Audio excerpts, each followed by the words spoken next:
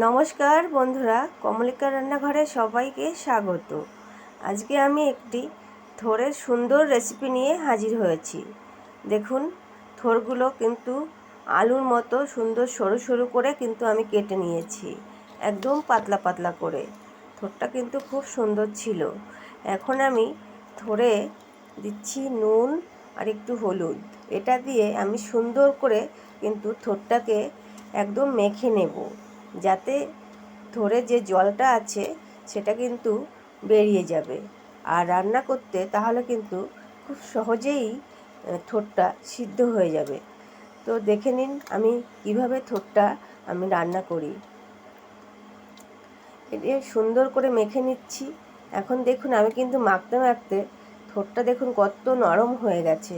আর থোড়ে যে জলটা ছিল সেটা কিন্তু আমি ফেলবো না। থোড়টার থেকে জল বের হচ্ছে কেমন দেখুন, আর থোড়টা কতটা কমেও গেছে। তো এবার আমি এইভাবে রাখবো। এখন দেখুন থোড়ে আমি কি কি দেব। তো সঙ্গেতে অবশ্যই লাগবে চিংড়ি মাছ, তার সঙ্গে ছোলা, জিরে আছে, তেজপাতা আছে ফোড়নের জন্য, আর আছে গোটা গরম মশলা। আর আমি হাতে শিলে বেটে নিয়েছি আদা আর জিরে। তো আর একটু ডুমো ডুমো করে আলু কেটে নিয়েছি। চিংড়ি মাছগুলো দেখুন কতটা বড় বড়, বেশ সুন্দর বড় বড় ছিল। আমি কিন্তু নিজে হাতেই চিংড়ি মাছটা পরিষ্কার করে নিয়েছি। এখন আমি চলে যাচ্ছি রান্নার পর্বে। এখন দেখুন কড়াতে কিন্তু একটা তাওয়া বসিয়ে তাতে কিন্তু আমি চিংড়ি মাছগুলো ভেজে নিচ্ছি। চিংড়ি মাছগুলো কিন্তু আমার এখানে 300 গ্রাম ছিল, আমি বেছে নিয়েছি। তো এখন চিংড়ি মাছটা কিন্তু আমি হালকা করে ভাজবো, খুব কড়া ভাজবো না। চিংড়ি মাছ কিন্তু কড়া ভাজলে ভালো লাগে না। তো আমার চিংড়ি মাছটা ভাজা কিন্তু হয়ে গেছে হালকা। এবার কিন্তু আমি আস্তে আস্তে মাছগুলো আমি নামিয়ে নেব। তো আপনারা পুরো ভিডিওটা দেখবেন আর একটি লাইক, কমেন্ট, শেয়ার করতে ভুলবেন না। সঙ্গে সাবস্ক্রাইব করে দেবেন। তো দেখুন আমার কিন্তু চিংড়ি মাছ ভাজা হয়ে গেছে।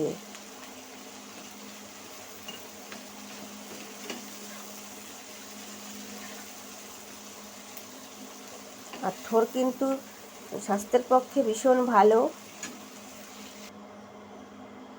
এখন আমি আর একটা কড়াতে তেল দিয়ে তাতে গোটা গরম মশলা ফোড়নে দিয়ে দিলাম, আর দিলাম একটি তেজপাতা দুখণ্ড করে, সঙ্গে সাদা জিরে।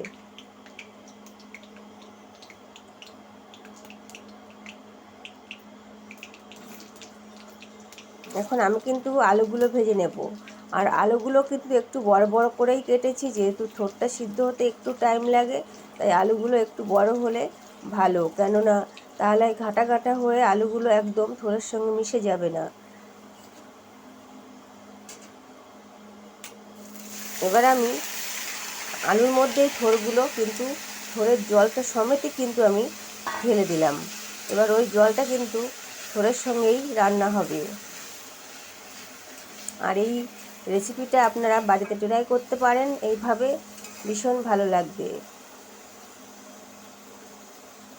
দেখুন এবার কিন্তু আমি একটু ঢাকা চাপা করে নেড়ে টেড়ে নিচ্ছি সুন্দর করে। এখন আমি দিয়ে দিচ্ছি ছোলাটা ভিজিয়ে রেখেছিলাম 3 ঘন্টা আগে, এখন দিয়ে দিচ্ছি।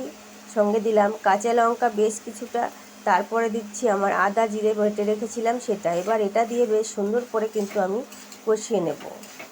থোড়ে কিন্তু চিংড়ি মাছ দিয়েছি, ছোলা নাও দেওয়া যেতে পারে, আপনারা যে চাইবেন নাও দিতে পারেন। তো আমার ইচ্ছা হলো আমি দিলাম।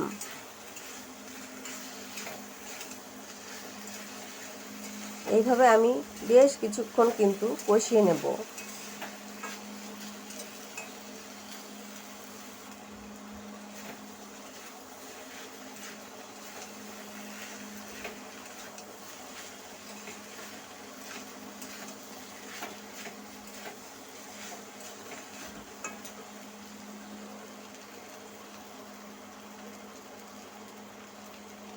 দেখুন আমি সামান্য কাশ্মীরি লঙ্কা গুঁড়ো দিচ্ছি, শুধুমাত্র কালারের জন্য।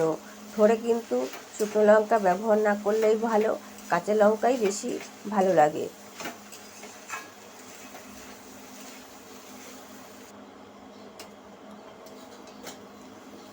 আমি ঢাকা দিয়ে দিয়েছিলাম 2 মিনিটের জন্য। ঢাকনাটা খুলে আরেকটু আমি নেড়ে চেড়ে কষিয়ে নেব।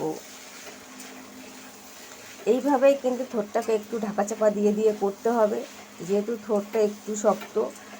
তবে নুন হলুদ মেখে যদি আপনি 1 ঘন্টা রেখে দিতে পারেন, সেক্ষেত্রে কিন্তু থোড় রান্না করা খুবই সহজ।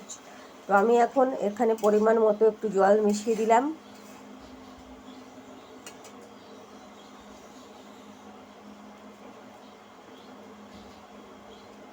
এবার দিয়ে দিচ্ছি আমার যে ভেজে রাখা চিংড়ি মাছগুলো, সম্পূর্ণ মাছটাই কিন্তু আমি মিশিয়ে দিচ্ছি।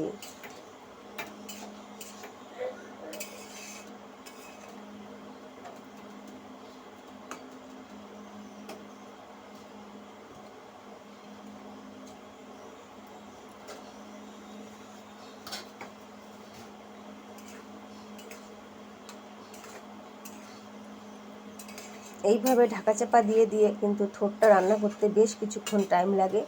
তো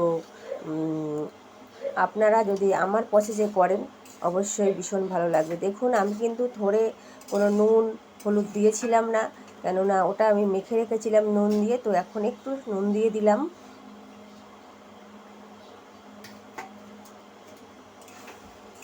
আমার কিন্তু থোড়টা প্রায় হওয়ার পথে হয়ে গেছে বন্ধুরা। আলুও দেখেন সিদ্ধ হয়ে গেছে, বেশ বড় বড় টুকরো করে দিয়েছি, তাতে করে আলুটা কিন্তু একদমই ঘাটা ঘাটা হয়ে মিশে যায়নি।